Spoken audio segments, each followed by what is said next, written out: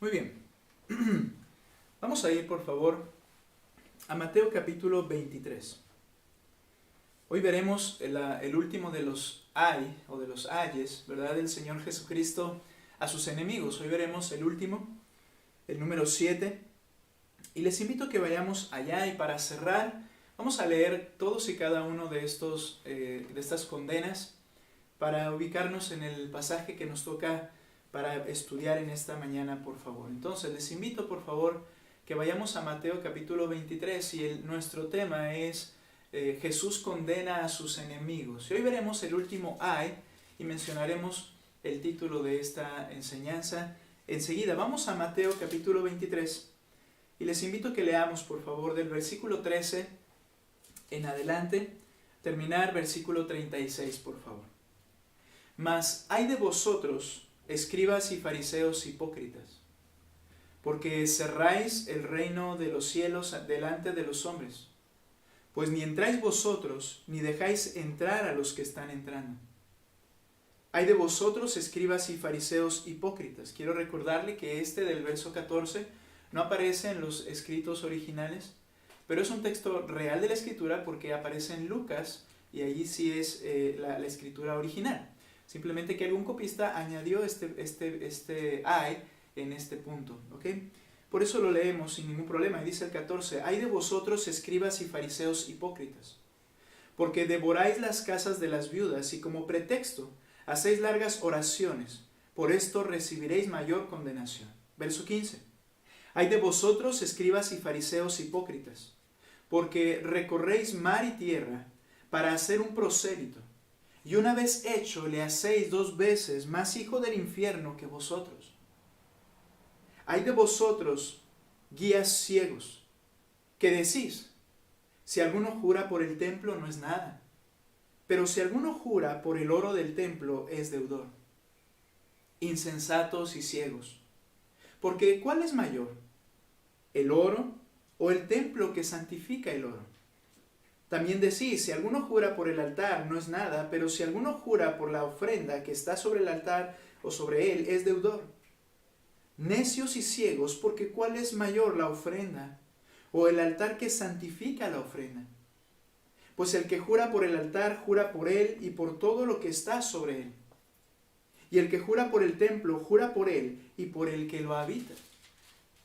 Y el que jura por el cielo jura por el trono de Dios y por aquel que está sentado en él. Vean la centralidad de Dios en todo. Y luego dice el 23, ay de vosotros, escribas y fariseos hipócritas, porque diezmáis la menta y el eneldo y el comino, y dejáis lo más importante de la ley, la justicia, la misericordia y la fe. Esto era necesario hacer sin dejar de hacer aquello. Guías ciegos, que coláis el mosquito y tragáis el camello. Ay de vosotros, escribas y fariseos hipócritas, porque limpiáis lo de afuera del vaso y del plato, pero por dentro estáis llenos de robo y de injusticia. Fariseos ciego, limpia primero lo de dentro del vaso y del plato, para que también lo de fuera sea limpio. Ay de vosotros, escribas y fariseos hipócritas, que sois semejantes a sepulcros blanqueados, que por fuera a la verdad se muestran hermosos, mas por dentro están llenos de huesos de muertos y de toda inmundicia. Así también por fuera a la verdad os mostráis justos a los hombres, mas por dentro estáis llenos de hipocresía e iniquidad. Y a partir del 29 es los que hoy estudiaremos. Dice, ay de vosotros, escribas y fariseos hipócritas, porque edificáis los sepulcros de los profetas y adornáis los monumentos de los justos. Y decís, si hubiésemos vivido en los días de nuestros padres, no hubiéramos sido sus cómplices en la sangre de los profetas. Así que dais testimonio contra vosotros mismos de que sois hijos de aquellos que mataron a los profetas. Vosotros también llenad la medida de vuestros padres. Serpientes, generación de víboras, ¿cómo escaparéis de la condenación del infierno?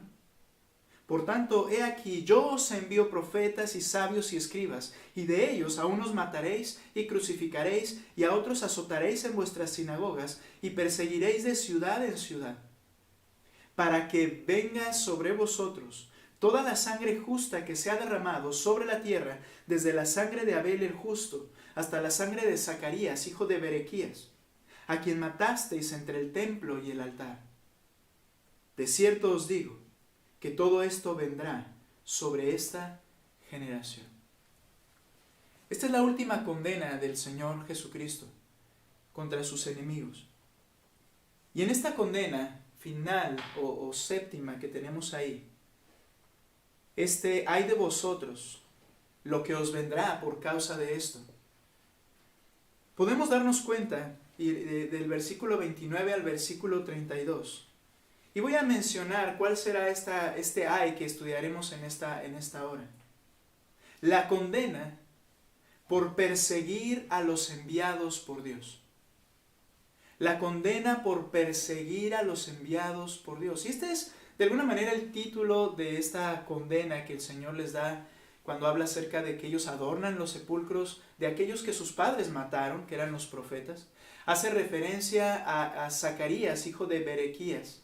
Y en esa porción, ¿verdad?, de la Escritura, el verso 35, dice que lo mataron entre el templo y el altar.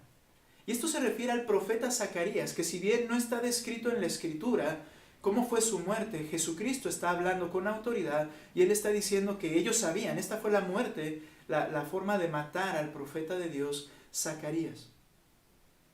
La condena por seguir a los enviados por Dios. Pero detrás de esto, ¿cuál es la base de esta actitud de perseguir a los enviados por Dios? ¿Cuál es la base? ¿Cuál es el origen de esta actitud contra los enviados? En este último ay condenatorio contra estos enemigos, se hace evidente como una perfecta radiografía la verdadera condición, no solo de los líderes judíos, sino también de Jerusalén, la capital, y por tanto también de todo el pueblo judío en el tiempo del Señor Jesucristo. Su rechazo histórico hacia Dios y su justicia. ¿Manifestado cómo? Bueno, en el rechazo que ellos tuvieron ante aquellos que venían y les hablaban la verdad. ¿Quiénes eran estos? Los profetas. ¿Y qué verdad predicaban? Predicaban la verdad de Dios, no sus propias verdades. Este pueblo había rechazado al Señor y su justicia al rechazar a los profetas que Él había enviado. Estos profetas, Él los enviaba con la intención de restaurar y reparar la relación con el Señor que estaba rota a causa de su pecado. Y Él los enviaba para llamarles la atención y llamarles a volver al Señor. Sin embargo, ellos rechazaron la compasión de Dios manifiesta en estas situaciones. Ellos rechazaron esa compasión de Dios. Podemos ver, por ejemplo, desde el Antiguo Testamento, voy a leer rápido unos textos, Isaías capítulo 30, versículo 9, les pido por favor que lo tengan en sus Biblias y que lo busquen por favor. Isaías capítulo 30, versículos 9 al 11. Note por favor cómo habla el Señor a través del profeta. Dice la Escritura así: porque este pueblo es rebelde, hijos mentirosos, hijos que no quisieron oír la ley de Jehová, que dicen a los videntes, era una forma en que Dios hablaba a sus profetas, a los enviados, que dicen a sus videntes, no veáis. Y a los profetas, particularmente el término se refiere a la misma persona, pero el acto de anunciar lo que el Señor había dicho. Y dice que dicen a los profetas, no profeticéis lo recto, decidnos cosas halagüeñas. Profetizad mentiras. Dejad el camino, apartaos de la senda, quitad de nuestra presencia al Santo de Israel. Ya no queremos oírle más. Dinos cosas agradables. ¿Por qué? Porque la verdad de Dios siempre duele. Porque Dios es justo y nosotros no. Y cuando Dios habla y muestra su justicia, el hombre no le gusta escucharlo y no le gusta sentirse condenado y no le gusta sentirse juzgado y por eso no quieren oír. Y le decían a los profetas, dinos otra cosa, cosas que nos gusten escuchar. Ahora, es muy probable que ellos no declararan de esta forma. Es muy probable que no dijeran, oye, por favor, profeta, dinos cosas malas pero buenas para nosotros, para nuestros oídos. No, pero realmente era lo que ellos deseaban y pedían al momento de oponerse cuando escuchaban la verdad. Eso no me gusta escucharlo. Y esta es una condición del corazón humano. Ahora, note en esa misma porción de Isaías 30, los versículos 15 al 16. Porque así dijo Jehová el Señor, el Santo de Israel. Y esto taladraba los oídos del pueblo. Él es santo. Hermanos, qué importante, creo yo. Y lo digo por mi experiencia en este sentido. Que cuando empecemos a orar, podamos decir y reconocer con palabras lo santo que es Dios. Antes de decir cualquier cosa. Porque si yo traigo mi conciencia, mi corazón, mi mente al entendimiento de cuán santo es Dios, tendré cuidado de no ocultar nada al momento de estar orando. Y tendré cuidado de confesar todo al momento de estar en su presencia. Porque si Él es santo, Él no tolera el pecado. Y yo tampoco debo hacerlo. Entonces, 15, porque así dijo Jehová el Señor, el Santo de Israel, en descanso y en reposo seréis salvos. Note qué palabras de misericordia y de esperanza. En descanso y en reposo seréis salvos, en quietud y en confianza será vuestra fortaleza. Pero vea la respuesta del pueblo, y no quisisteis, sino que dijiste, no, yo no quiero eso. Pareciera que quieren el castigo y lo malo, pero en realidad lo que estábamos viendo aquí es que amaban tanto su pecado que no podían ver los beneficios de la gracia y la santidad de Dios. Se complacían en sus placeres y no querían ver hacia dónde iban por medio de su vida. Y era como si ellos declararan, yo quiero lo malo en mi vida. Y llegó lo malo después de que el profeta Isaías y Jeremías predicaron. Llegó el castigo del Señor a este pueblo. Pero esto se aplica también a la eternidad. Dios juzgará a cada uno conforme a sus obras. ¿Por qué? Porque rechazaron la gracia y misericordia de Dios. Ahora, eso lo vemos en el Antiguo Testamento. Le decían a los profetas, calla, dinos otra cosa, algo que no sea agradable a nuestros oídos, que nos guste escuchar. Pero también en el tiempo del Señor, el Señor Jesucristo, cuando Él aparece en la tierra, lo mismo. Vean lo que dice Juan capítulo 5, verso 39, por favor.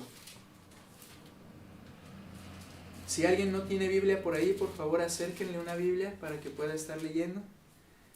Juan capítulo 5, verso 39. Vean lo que dice allí. Juan 5, 39. El Señor Jesucristo, hablando a estos mismos líderes, les dice lo siguiente. Escudriñad las Escrituras, porque a vosotros os parece que en ellas tenéis la vida eterna, y ellas son las que dan testimonio de mí.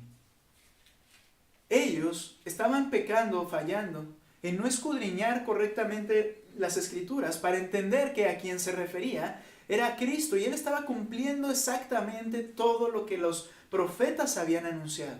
Estos hombres que se consideraban los maestros de la ley, los abogados, los sabios de la ley, no habían escudriñado bien para entender que Cristo era a quien se profetizaba. Pero no solo era que eran tal vez tenían falta de capacidad, sino que la razón de su incapacidad les dice en el versículo siguiente, y no queréis venir a mí para que tengáis vida. Estos hombres se daban cuenta, como dijo Nicodemo, nadie puede hacer estas obras que tú haces si no está Dios con él. Sin embargo, no quisieron doblegarse ante la presencia de Jesucristo. No quisiste. ¿Puedes ver el rechazo? No quiero. No me interesa. aunque las cosas sean muy claras. Esta fue la actitud de ellos. Mateo capítulo 23, versículo 37, dice lo siguiente también. 23, 37. Estamos ahí y son palabras que el Señor les dirá enseguida, ¿verdad? Lo veremos esto en la próxima predicación. Versículo 37. Jerusalén, Jerusalén, que matas a los profetas y apedreas a los que te son enviados. ¿Cuántas veces quise juntar a tus hijos? Como la gallina junta a sus polluelos debajo de sus alas, de las alas. Y dice, y no quisiste. No quisiste. Por supuesto que el Señor lleva a cabo su plan soberano, pero estas palabras son muestra de su genuina compasión y misericordia, de su genuina oferta de arrepentimiento y de venir a sus pies, que a causa de su propio pecado de cada uno de ellos, los llevó a rechazar al Señor Jesucristo. No es el punto aquí, lo hablaremos la próxima sesión que predicaremos esta porción acerca de la gracia del Señor, de la gracia eficaz de nuestro Señor Jesucristo, para atraer a todos los que Él había ordenado para vida. Pero el punto es que no queda fuera que las personas no quieren venir al Señor y rechazan su justicia y su santidad. Ahora, esta fue la actitud de la nación judía, rechazando a Dios, rechazando el testimonio de Dios traído por los profetas. Por ello, en este verso que leímos, donde le dice Jerusalén, Jerusalén, en un tono de misericordia y de dolor, realmente esta frase expresa dolor de parte de quien la está diciendo. Cuando les dice Jerusalén, Jerusalén, es descrita por el Señor, dice ahí, que matas a los profetas y apedreas a los que te son enviados. Es interesante que matar y apedrear, como lo explica Edis Carballosa, son sustantivos, no verbos.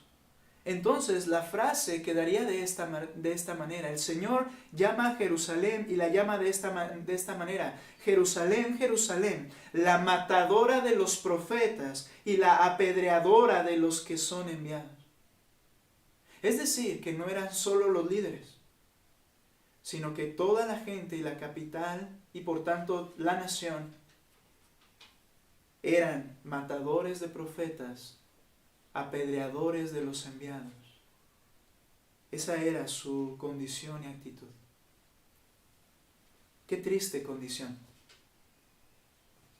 Dios manifestando genuina misericordia por el pecador, pero el pecador manifestando su verdadera naturaleza y corazón corrupto, odiando la justicia de Dios, aborreciendo a Dios y amando más su pecado. Es por ello que el tema es la condena por perseguir a los enviados por Dios. En realidad es la manifestación del odio contra Dios mismo. Ahora, al entrar en esto, yo voy a estar hablando acerca del odio en el corazón, el odio del pecador hacia Dios y su justicia. Pero en este ay, el Señor les habla que persiguen a los profetas, ¿verdad? Pero no de manera evidente, o por lo menos no lo habían hecho hasta este punto, quizá. Les dice en el verso 29, hay de vosotros, escribas y fariseos hipócritas, que edificáis los sepulcros de los profetas y adornáis los monumentos de los justos. Estos hombres, estos líderes judíos, trataban de disimular el odio. Y quiero que veamos eso aquí, disimulando el odio que estaba en sus corazones. Les dice el Señor que ellos hacían adornos y que ellos edificaron de hecho monumentos a esos hombres que sus padres mataron. Y cuando se refiere a sus padres, no quiere decir, bueno, los antepasados de los judíos, no. Directamente eran hijos físicamente de sangre, eran hijos incluso de tribu, o sea, de todos, si es de sangre es de tribu, ¿verdad? Eran hijos literales, descendientes literales, de los líderes que mandaron matar a Zacarías, por ejemplo. Y ellos mismos lo reconocían. Note por favor lo que dice el verso 30. Y decís, si hubiéramos vivido en los días de nuestros padres, no hubiéramos sido sus cómplices en la sangre de los profetas. Así que, les dice el Señor Jesús, por tus palabras, das testimonio contra vosotros mismos de que sois hijos de aquellos que mataron a los profetas. Los líderes judíos eran entonces descendientes directos de aquellos líderes que en otro tiempo, por su poder, ordenaron y participaron en la muerte de los profetas. Como vimos en la lectura, Zacarías, hijo de Berequías, es mencionado como lo asesinaron entre el templo y el altar. Pero ellos se consideraban mejores que sus padres, ya que mostraban ante los demás, para disimular su odio, demostraban ante los demás un profundo dolor y decían en voz alta, y quizá había un culto especial, yo no sé qué es lo que sucedía en ese momento, pero Cristo les dice que abiertamente decían, no, si nosotros hubiéramos estado, no hubiéramos hecho lo mismo. Manifestaban un profundo dolor y quizá llevaban ofrendas, bueno, no en el sentido de adoración, pero ofrendaban para edificar esos hermosos lugares que representaban a aquellos profetas que sus padres habían matado. Manifestaban este profundo dolor por la muerte de los reconocidos por el pueblo como profetas, pero quiero que te acuerdes algo, hermano, que siempre que era el pueblo el que reconocía algo, ellos tenían temor más a los hombres. Porque aunque ellos rechazaran, por ejemplo, a Juan el Bautista, cuando el pueblo decía, es que sí era un profeta de Dios, ellos también decían, no, sí era un profeta de Dios. Y aparentaban profundo dolor. Reconocían ellos mismos que sus padres se habían equivocado, pues habían matado a verdaderos profetas de Dios, que quizá cuando los mataron ellos declaraban que eran falsos, y se justificaban para hacerlo diciendo que eran falsos. Bueno, ellos reconocían que sí eran verdaderos profetas. En el tiempo de Jesús, se dedicaron a mostrar su supuesto dolor y desaprobación por las obras y los hechos pasados de sus padres, edificando monumentos llamados tumbas de los profetas. Se dice que actualmente, fuera de Jerusalén, en la base del Monte de los Olivos, aún existen 4 tumbas llamadas así. Una de Salomón, Absalón, Josafat y Santiago. Y es muy probable que muchas desaparecieron después de la destrucción de Jerusalén, pero que estas tumbas estaban siendo edificadas en una actividad continua de parte de estos hombres cuando Jesús les dice, vosotros edificáis, estás haciendo esto en este momento, para edificar esos lugares, para reconocer a los profetas que tus padres mataron. Jesús entonces, al decir que daban testimonio contra ellos mismos, al decir que eran sus hijos, Jesús afirma con estas palabras que no solo eran descendientes de sangre, sino que eran descendientes moralmente. ¿Qué quiere decir esto? La misma cepa. Odiaban a los profetas de Dios tanto como sus padres. Tenían los mismos deseos de sus padres, pero intentaban disimularlos por medio de sus apariencias hipócritas, les dijo el Señor.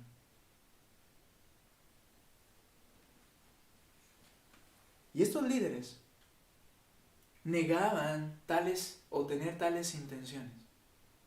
Cuando el Señor les dijo de manera pública, ustedes quieren matarme porque les digo la verdad, noten cómo respondieron. Juan capítulo 7, versículo 19.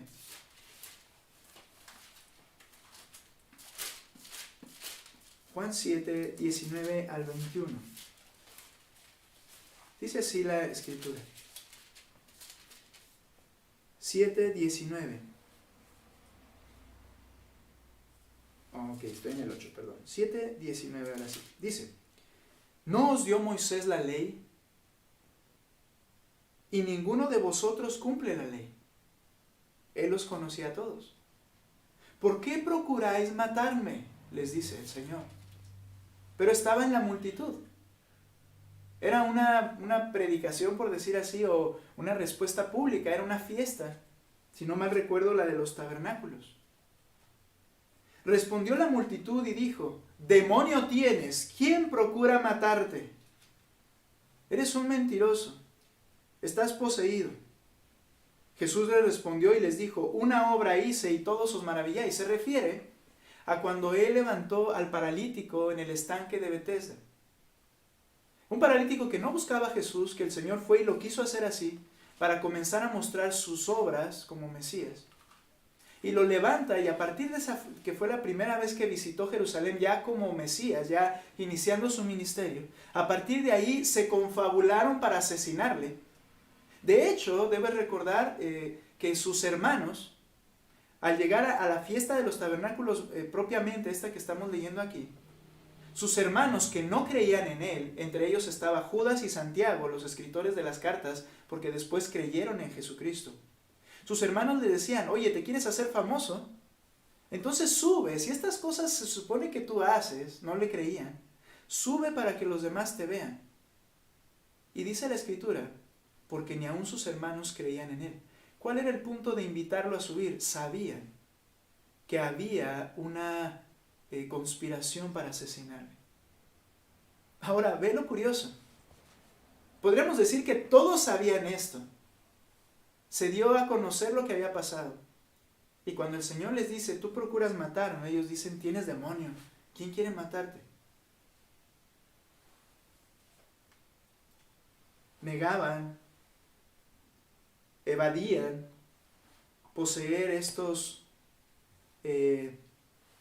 intenciones, cuando en realidad hasta junta habían tenido. Esta descendencia moral que radica en el que tiene este odio por el Señor y su verdad, proviene del mismo Satanás. Mire lo que dice Juan capítulo 8, verso 42. Y al leer este texto, dejaremos de observar hacia afuera y tenemos que mirar hacia adentro. Dejaremos de pensar: sí es verdad, aquella persona, uy. Y nota lo que dice el 8:42, por favor. Jesús entonces les dijo a estos líderes judíos: si vuestro Padre fuese Dios, si ya fueses hijo de Dios, ciertamente me amaríais, porque yo de Dios he salido y he venido, pues no he venido de mí mismo, sino que Él me envió. ¿Por qué no entendéis mi lenguaje? ¿Por qué no podéis escuchar mi palabra? Y a estos que negaron una intención de matarle, les dice lo siguiente en el 44: vosotros sois de vuestro padre el diablo. Esta es la idea cuando el Señor les dijo: vosotros sois descendientes de estos hombres que asesinaron. ¿A qué se refiere? Vea la naturaleza moral, la descendencia moral. No estoy diciendo que Satanás creó hijos, sino que cuando Satanás se salió con la suya, convenciendo a Adán y Eva, nosotros entonces nos afiliamos moralmente a un padre que es Satanás. ¿Y ese padre cómo es? Dice el verso 44: vosotros sois de vuestro padre el diablo, y los deseos de vuestro padre queréis hacer. Él ha sido homicida desde el principio. Él fue el que confabuló, el que provocó el asesinato de la primera persona, que fue Abel. Pero también él fue el que mató espiritualmente a la raza humana al hacer que ellos lo siguieran a él y no a Dios. Él ha sido homicida desde el principio. ¿Por qué les dice esto? Tú eres de tu padre, tú quieres matarme nuevamente. Y él ha sido un homicida desde el principio y no ha permanecido en la verdad. Lo que más odia a Satanás es la verdad. ¿Por qué? Porque no hay verdad en él. Cuando habla mentira, de suyo habla, porque es mentiroso y padre de mentira, y a mí, porque digo la verdad, no me creéis. La naturaleza moral del hombre pecaminosa que desciende de Satanás es con la que nacemos todos los seres humanos. No nos gusta la verdad. No nos gusta pensar en un Dios santo. Y por tanto intentamos fabricarnos un Dios que nos diga cosas halagüeñas, que nos diga cosas que queramos escuchar y sentir. Queremos formarnos un Dios que se ajuste a mi naturaleza y que no me haga sentir culpable. ¿Por qué? Porque nuestro corazón moralmente corrompido desde que nacemos es como el de Satanás, sin verdad, mentiroso y odia a Dios. Es homicida. La hipocresía es la herramienta diabólica para ocultar el odio que radica en el corazón perverso. Proverbios 26, 24 al 26 dice: el que odia disimula con sus labios, mas en su interior maquina engaño. Cuando hablare amigablemente, no le creas, porque 7 abominaciones hay en su corazón. Esta frase quiere decir porque toda clase de abominaciones guarda en su corazón. Cosas que Dios detesta, las guarda en su corazón. Se complace en ellas. Sigue diciendo el texto: aunque su odio se cubra con disimulo, su maldad será descubierta en la congregación. Ahora aquí congregación no se refiere a la iglesia, sino a un grupo de personas. Y la realidad es que habrá muchos que en la marcha del camino se hará evidente nuestra repulsión por Dios en un estado, en un momento. Pero sabes, habrá muchos que lo disimularán hasta el día de su muerte. Habrá muchos que disimularán su odio a Dios y a sus principios. E incluso parecerá que se afilian a Dios y a sus principios.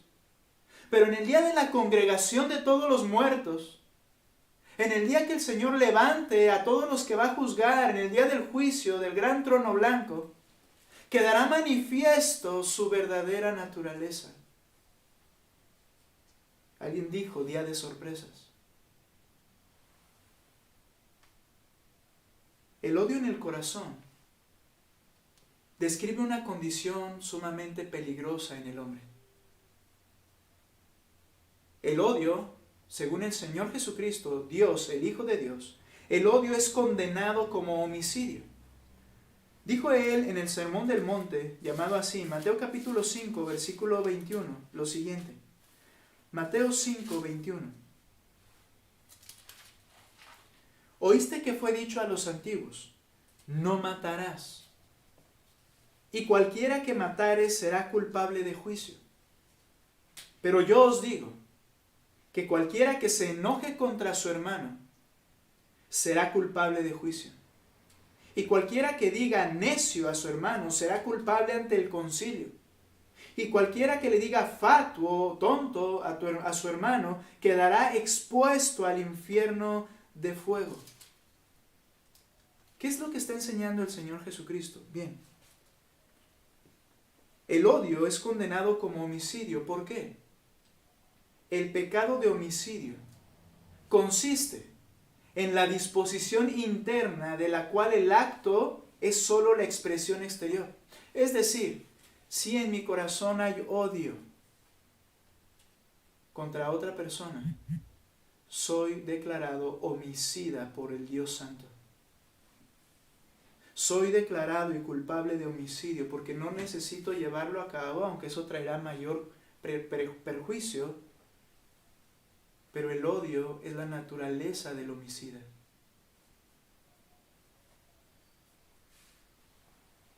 El odio,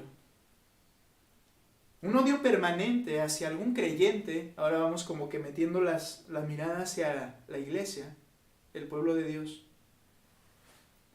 El odio permanente hacia algún creyente es la muestra inequívoca de que no es salva esa persona.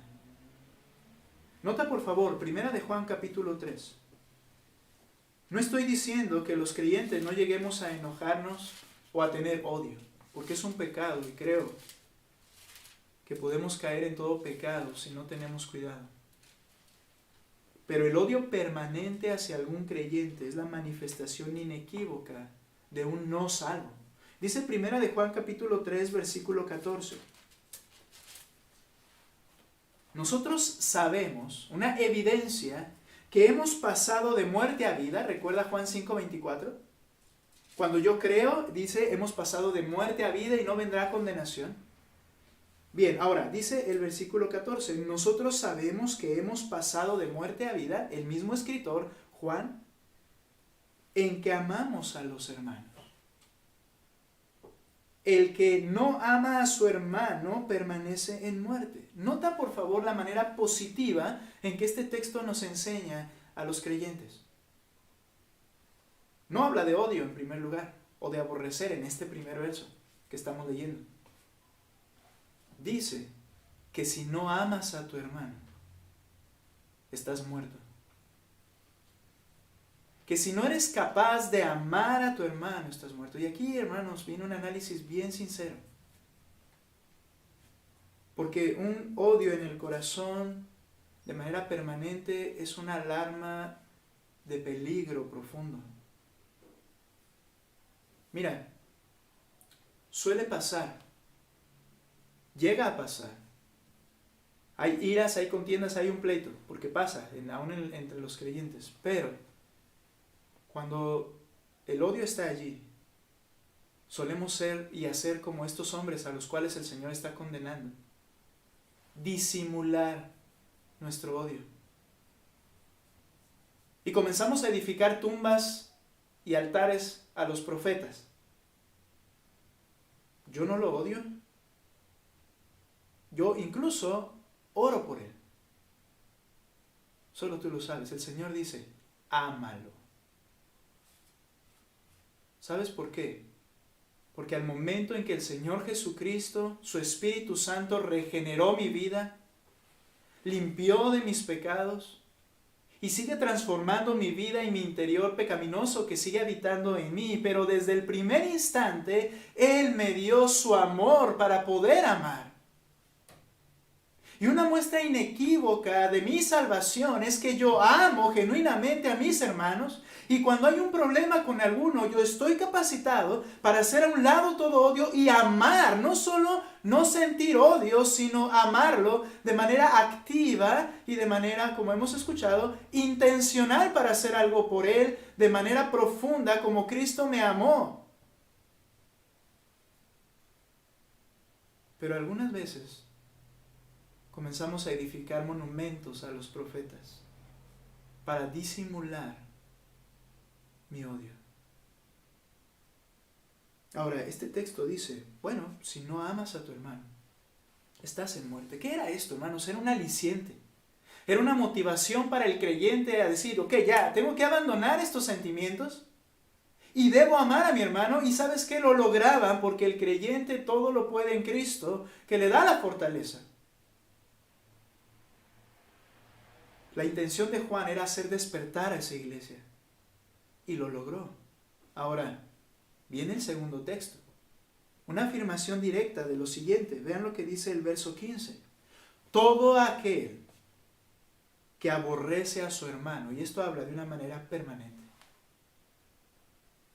no lo puede tragar, como decimos nosotros. No lo puede ni ver.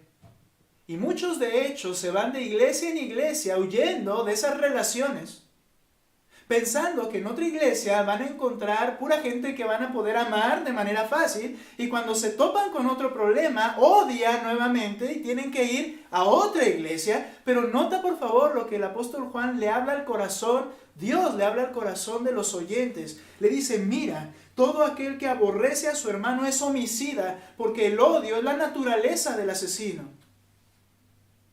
Y sabes que ningún homicida tiene vida eterna permanente en él. Si no eres capaz de amar a toda esa lista que has dejado detrás, o a esa persona que está allí con la cual has tenido un problema, no tienes vida eterna. Y no es que la hayas perdido. Es que una persona que pueda ser sincera y reconocer que hay odio en su corazón y no lo puede superar, necesita a Cristo. En dos sentidos. Si es creyente, para decirle, dame fuerza, y la fuerza estará. Y habrá un cambio, asegúralo. Pero el otro lado es, necesitas a Cristo. ¿Por qué? Porque has revelado tu verdadero corazón. No permaneces en vida. Esto es lamentable. Hay personas que tienen rencores por años y se dicen cristianos. Hay personas que solo el tratar el tema de otra persona a la cual odian, les encrespan los pelos, como decimos nosotros, ¿verdad? Tenemos que tener misericordia porque está en este grave peligro. Es probable que requiera salvación en primer lugar. Es un pecado que de manera activa debe ser erradicado de la vida de todo creyente, cambiado y transformado, no solo por ya no tengo odio, sino que se suple por un amor profundo y genuino por los demás y por aquella persona quizá aún mi enemigo, como dijo Cristo. Note por favor Efesios capítulo 4, versículo 31 al 32.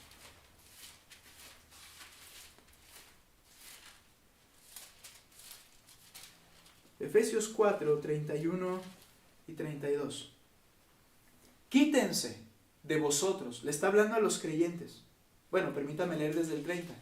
No contristéis al Espíritu Santo de Dios, con el cual fuisteis sellados para el día de la redención. ¿A quién le está hablando? Al pueblo de Dios. A los salvos. A aquellos que en este instante el Espíritu Santo le está diciendo, oye, tú eres salvo, lo sabes, pero hay esto que tienes que arreglar. Y es muy diferente a cuando el Espíritu Santo toca y dice, hey, tú eres perdido y lo sabes, y lo tienes que arreglar.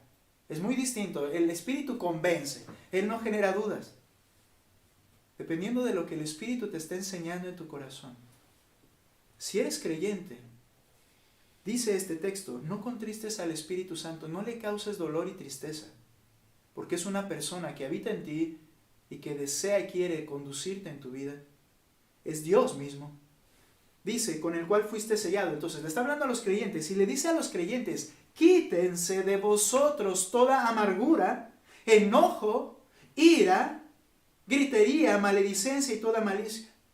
Enojo e ira no son sinónimas en este punto.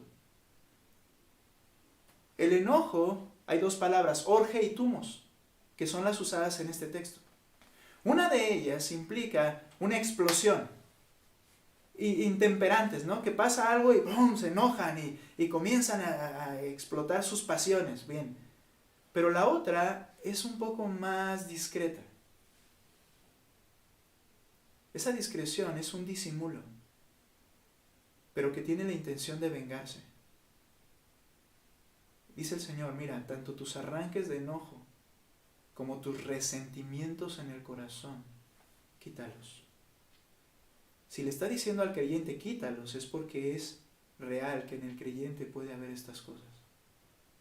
Cada una de las que menciona allí, estamos enfocándonos a el odio en particular. Quítalos. Toda malicia, antes sed benignos unos con otros, misericordiosos, perdonándoos unos a otros, como Dios también os perdonó a vosotros en Cristo. Nota, se sustituye por un amor perfecto, el amor de Dios. Como Cristo me amó, yo debo amar a esa persona y a todas. Es un pecado que debe ser erradicado de todo creyente. ¿Estás amando genuinamente?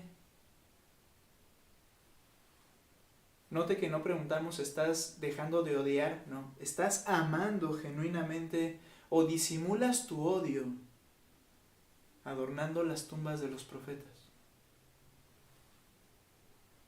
Estos hombres hacían estos adornos y estas cosas para declarar que ellos estaban en desacuerdo y tratar de ocultar su naturaleza moral, que era odio hacia los que les hablaban la verdad.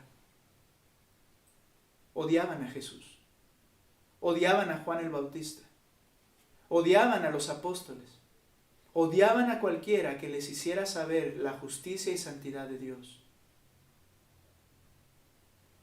El odio hacia los justos es odio hacia Dios. Ahora tenían frente a ellos mismos al profeta de profetas. Ese profeta prometido por medio de Moisés en Deuteronomio capítulo 18, versos 15 al 19, cuando les dice, Él, Dios, el Señor, les levantará un profeta como yo, es decir, de carne y hueso como yo. A Él oiréis. Y todo aquel que no obedezca a tal profeta será condenado en juicio. Estoy parafraseando, pero es lo que Moisés les anuncia en Deuteronomio 18, 15 al 19. Era una profecía directa de Cristo como profeta. Ahora tenían al profeta de profetas frente a ellos. No era Zacarías, era el Mesías y ellos lo querían matar. Estaban peor que sus padres. Esto es igual a la parábola de los labradores malvados de Mateo 21, 23, 33 al 45, en donde en esa parábola dice el padre, el dueño de la viña, mandaré a mi hijo, quizá tengan respeto de él, ¿verdad? Era una parábola, el Señor sabía lo que pasaría, no es que él tuviera dudas, él envía a su hijo. ¿Y qué hicieron los labradores malvados? Mataron al heredero para quedarse con la viña, dice la parábola. Cuando vieron a Cristo y vieron sus obras, le odiaron más profundamente que a cualquier otro de los profetas. Nota por favor, regresando a Mateo 23, versículo 32, las palabras del Señor. Y yo me imagino que son unas frases dichas con toda la fuerza de su voz, dichas de manera audible a todos los que estaban ahí y con una pasión de parte del Señor al decir estas palabras. Nota por favor 32. Vosotros también llenad la medida de vuestros padres. Serpientes, generación de víboras, ¿cómo escaparéis de la condenación del infierno? Los opositores a la palabra de Dios, con algunas ideas liberales, dicen que este texto no es inspirado. ¿Sabes por qué? Porque dicen que Jesús no pudo hablar así. Que no se refleja ahí ese Jesús que ellos piensan que debiera ser. Porque está hablando de una manera directa, con una ira santa. Me refiero a una explosión de sus emociones. Bueno, entonces tendrían que eliminar también cuando entró al templo y volcó las mesas, ¿verdad? Y así tendrían que ir quitando muchos textos de la Escritura. Háblanos cosas halagüeñas. Ahora, el punto aquí es, cuando el Señor está enfrente, les dice, vosotros también llenad la medida de vuestros padres. Yo no sé si había lágrimas en los ojos del Señor, pero sí una emoción fuerte al hablar. Es una acusación seria y directa. ¿Qué les estaba diciendo? Como dijo Bruce, un comentarista bíblico, colmad la medida de vuestros padres, coronen sus malas acciones, dando muerte al profeta que Dios os ha enviado ahora. Haced por fin lo que durante tanto tiempo habéis estado abrigando en vuestros corazones. La hora ha llegado. Era como decir, anda, ya, vamos, haz lo que deseas hacer desde que me conociste. Leon Morris dice lo siguiente, venga pues, seguid adelante, completen lo que vuestros ancestros comenzaron. Llena la medida de tus padres. Termina con esto. Mata al Hijo de Dios. Qué terribles palabras. El tono del Señor desde la primera condena fue en aumento, en aumento, en aumento, hasta que llegó al punto de explotar y decir, en este sentido, en su pasión, justa y santa, acaba el trabajo. ¿Qué esperas? Y entonces, el Señor les habla de un acto de juicio contra estos líderes y esta nación. Y este acto de juicio del Señor, al motivarles y decirles que lleven a cabo lo que han estado planeando, Este acto de juicio del Señor es que les da oportunidad de dar rienda suelta a su pecaminosidad. Nota lo que dice, por favor, el versículo 34. Por tanto, muy bien, como vas a colmar el límite y cumplir y concluir y llegar al clímax, y lo vas a hacer. 34. Por tanto, para que esto se cumpla, he aquí yo os envío profetas, sabios y escribas. Ahora, no se refiere a profetas como en el Antiguo Testamento, o sabios que se consideraban, o los escribas que estaban allí contra él, sino que se está refiriendo a quienes proclaman, quienes entienden la verdad y quienes conocen la Escritura. Yo les voy a enviar de estos. Se refiere a sus apóstoles y a su iglesia. Él seguirá enviándoles. ¿Sabes para qué? Dice, y a unos mataréis y crucificaréis, y a otros azotaréis en vuestras sinagogas, y perseguirás de ciudad en ciudad, hasta que venga sobre vosotros toda la sangre justa que se ha derramado en la tierra, desde la sangre de Abel el justo hasta la sangre de Zacarías, hijo de Berequías, a quien matasteis entre el templo y el altar. Mira esta clase de juicio. El Señor los suelta a sus pasiones.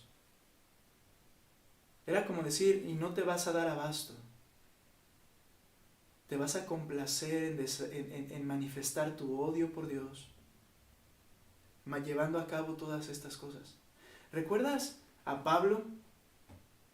Dice que él se satisfacía tanto en asesinar y encarcelar a los cristianos, que él cuando iba a otro lugar aún respiraba, haz de cuenta un tiburón, ¿verdad? Cuando huelen la sangre, dicen, ¿verdad? Yo no entiendo muy bien eso, pero que la pueden oler a kilómetros de distancia y ir hacia allá con un hambre voraz. Pablo iba con un ánimo y un deseo de seguir matando. Y Dios dice a estos hombres, te voy a enviar más para que te satisfagas en lo que te gusta hacer. Este es un acto de juicio de Dios. Cuando Dios le permite al pecador entregarse a su pecado, no es lo que muchos cristianos erróneamente llaman, es que Dios es un caballero. Y Él como caballero se limita, Él no participa, Él los deja. No, es un acto de juicio de Dios en el que los entrega a sus pasiones hasta el punto que queden tan encadenados en su pecado que no puedan salir de ahí sino exclamando a Dios por su perdón con todo su corazón. Y si no lo hacen, quedan cautivos para la eternidad en el infierno. Te voy a dar lo que quieres hacer. Y no que Él lo provoca, no que Él es el malo. Simplemente los abandona en sus deseos pecaminosos. Quita toda rienda, quita toda cadena para que ellos puedan hacer lo que les plazca. ¿Y quiénes son los que serían perseguidos? Diríamos, ¿verdad? Ahora en este mundo moderno y este cristianismo moderno que tenemos. Ay, Señor, ¿y por qué a los de la iglesia? Pues ¿por qué no les mandó, no sé, gente mala para que la maten? Recuerda, el odio contra los justos es el odio contra Dios. Tenía que mandarles justos, justificados, creyentes. Se refiere a los apóstoles y la iglesia, que serían perseguidos hasta la muerte. En el cristianismo moderno y actual esto sería algo que no me gusta. Pero quiero que entendamos algo. El Señor advirtió de este odio contra Dios y contra los creyentes. En Juan capítulo 15, les dice lo siguiente en el verso 17. Juan 15, 17. Y esto os mando, que os améis unos a otros. Si el mundo os aborrece, sabed que a mí me ha aborrecido antes que a vosotros. Si fuerais del mundo, el mundo amaría lo suyo, pero porque no sois del mundo, antes yo os elegí del mundo, por eso el mundo os aborrece. Acordaos de la palabra que os he dicho, el siervo no es mayor que su Señor. Es decir, si al Señor le pasó eso, ¿tú por qué quieres evitarlo? Si eres realmente siervo del Señor, tienes que pasar por esto. Esto no sería una frase que anotaríamos quizá en una invitación para venir a la iglesia, ¿verdad? Pero es la verdad. Y debemos decir la verdad. El siervo no es mayor que su señor. Si a mí me han perseguido, también a vosotros os perseguirán. Si han guardado mi palabra, también guardarán la vuestra. Qué hermoso. Así como el Señor al predicar, muchos creyeron en Él y permanecieron a pesar de estas tribulaciones tan duras después de su muerte. La promesa es, mira, tú vas a pasar por cosas similares, pero también tú serás el medio para que otros vengan a mis pies. Qué maravilloso. Somos parte del cumplimiento del plan del Señor. Ahora, el pueblo de Dios ve tal aborrecimiento como la garantía de su genuina afiliación a Dios. Estos hombres, el mundo pecador, aborrece a Dios como yo aborrecía a Dios también. Aborrecen a Dios y aborrecerán entonces también a sus hijos. En Filipenses capítulo 1, verso 28, dice lo siguiente, por favor, hablando a la iglesia acerca de las tribulaciones. Les dice, y en nada intimidados por los que se oponen, que para ellos esa actitud de oponerse al Evangelio y a los cristianos, para ellos ciertamente es indicio de perdición. Es la manifestación de su exclusión del reino de Dios. Mas para vosotros, eso, que sean opuestos a ti y que te odien por causa de Cristo, para mí, esto es indicio de salvación y esto de Dios. Porque a vosotros os es concedido, mira, en la gracia de Dios que te ha dado todas las cosas y me ha dado todas las cosas en Cristo, venía allí incluido un paquete que no sé si lo leíste o lo has visto, pero es este. Porque a vosotros os es concedido a causa de Cristo, no solo que creas en Él, gracias a Dios, porque soy elegido, lo hemos dicho, sino también que padezcas por Él. Teniendo el mismo conflicto que habéis visto en mí y que ahora oís que hay en mí. ¿Cuál era el conflicto? Estaba en la cárcel. Has sido escogido para que padezcas por Él. Entonces no te sorprendas, ni trates de evadirlo. Es la gracia de Dios en nuestras vidas. El resultado de este abandono para que estos hombres hagan conforme a su placer, matando a los justos por odio a Dios, tiene un resultado. Dice el verso 35 del texto en donde estamos, capítulo 23 de Mateo, verso 35, para que venga sobre vosotros la sangre justa que se ha derramado sobre la tierra, desde la sangre de Abel el justo hasta la sangre de Zacarías, al que hacemos referencia, hijo de Berequías, a quien matasteis entre el templo y el altar. De cierto os digo que todo esto vendrá sobre esta generación. El resultado de este juicio de Dios, las vidas justas de los creyentes son mensajeros de justicia para quienes les observan. El corazón pecador siente el juicio de Dios al observar las justicias de los justos. Es por eso que, como hemos dicho, nos gusta juntarnos con gente que sea peor que nosotros moralmente, porque así nos sentimos bien. Pero si nos juntamos con alguien que es más justo, que es más bueno, si nos juntamos con alguien, creyentes, que le gusta ir a la iglesia, que lee la palabra de Dios, que constantemente modela a Cristo, muchas veces nos sentimos juzgados. Pero esto es a causa de nuestro pecado. Porque las vidas justas de los creyentes son mensajeros de la justicia de Dios donde quiera que ellos están. Y el corazón pecador no le gusta sentirse juzgado. ¿Por qué Caín mató a Abel? Que lo menciona aquí, desde la sangre de Abel el justo. ¿Por qué Caín mató a Abel? Se los leo. Dice Primera de Juan, capítulo 3, versículo 11. Porque este es el mensaje que habéis oído desde el principio, que nos amemos unos a otros, no como Caín, que era del maligno. ¿Recuerdas? Esa descendencia moral desde Satanás. No como Caín, que era del maligno y mató a su hermano. ¿Y por qué causa lo mató? Porque sus obras eran malas y las de su hermano justas. No fue que porque el Señor tuvo preferencia y como luego le ponen la clase de los niños, que porque Él trajo las zanahorias más feas y Abel trajo la oveja más gorda. No, es porque lo que hizo Abel fue lo ordenado por Dios y Caín aborrece a Dios y por eso lo mata. ¿Por qué mataron a los predicadores? ¿Por qué mataron a Esteban? Dice Hechos capítulo 7, verso 51, que lo que hizo Esteban fue hablarles la verdad. Pero nota por favor el corazón de las personas que estaban escuchando. Leo una pequeña porción. Hechos capítulo 7, dice en el verso 51, por favor. Duros de cerviz, les está predicando Esteban, duro, fuerte, claro, la verdad. Duros de cerviz e incircuncisos de corazón y de oídos. Vosotros resistís siempre al Espíritu Santo como vuestros padres, así también vosotros. Pareciera Cristo hablando, porque Él habla a través de nosotros también. Ellos estaban resistiendo la obra del Espíritu, ellos no querían y rechazaban al Señor como sus padres. ¿A cuál de los profetas no persiguieron vuestros padres?, les pregunta Esteban. Y mataron a los que anunciaron de antemano la venida del justo, de quien vosotros ahora habéis sido entregadores y matadores.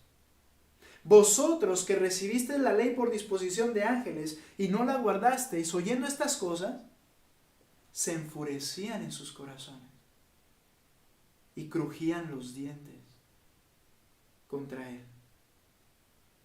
Pero Esteban, lleno del Espíritu Santo, puesto los ojos en el cielo, literalmente vio la gloria de Dios y a Jesús que estaba a la diestra de Dios. Y solo por decirles la verdad. Y dijo, he aquí veo los cielos abiertos y al Hijo del Hombre que está a la diestra de Dios. Yo me imagino casi que era como volteen, ¿verdad? Mira. Ellos no lo verían, pero dice el 57. Entonces ellos, dando grandes voces, se taparon los oídos, arremetieron contra él, lo echaron fuera de la ciudad y lo apedrearon. No quiero oír la verdad. Cruje en los dientes, se duele el corazón. Esto es el resultado de predicar el Evangelio. Va a haber personas que te van a tener quizá como una gran persona por las razones, quién sabe cuáles que ellos tengan. Pero cuando tú les prediques el Evangelio, no te querrán ver nuevamente. ¿Y sabes por qué? Porque su corazón odia escuchar la verdad de Dios. Y aborrecen todo lo que les recuerde que ellos están mal. Y qué triste es que los cristianos quieran evitar para lo que fueron llamados. Quieren tener buenas relaciones. Quieren que sus amigos les sigan hablando bien. Si quieres lograr esto, tendrás que socavar el Evangelio. Tendrás que vivir de una manera que se aleje de la verdad de Dios. Pero si vives justamente, serás perseguido. Para eso fuiste elegido.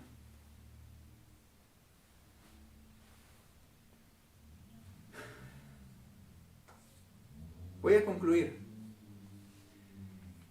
Viene un juicio inevitable de parte de Dios. El Señor Jesús, al igual que el odiado Juan el Bautista, les llamó generación de víboras. Quizá refiriéndose a la forma en que las víboras intentan huir del fuego cuando hay un incendio, cómo salen inmediatamente, pero siguen llevando su veneno en sus fauces. Pero siguen siendo demoníacas en este sentido y dañinas. Pero intentan huir del fuego y salen huyendo del fuego cuando éste se enciende. Quizá esta es la idea. Ellos entienden que hay un juicio, pero van a buscar por todas las maneras librarse, pero no abandonar su pecaminosidad.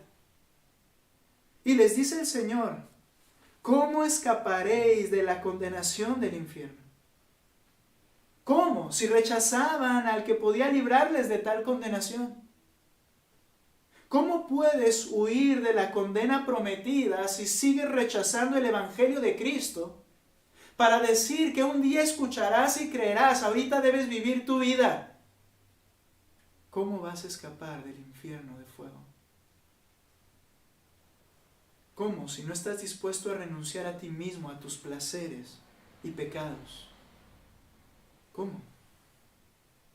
Algunos intentan huir del fuego por medio de seguir a un Jesús a su propia medida, estableciendo sus propios parámetros, pensando que el Evangelio es un buffet, del cual pueden tomar algunas cosas que les agradan y rechazar las que no les parecen apropiadas.